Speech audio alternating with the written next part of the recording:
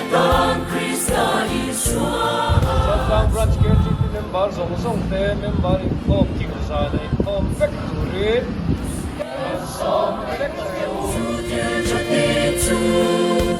kan hom naturi patialing kantana buat saylo kani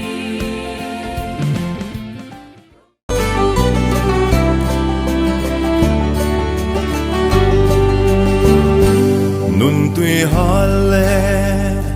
beidong chavin thale ra chol na ga zong china tui hare na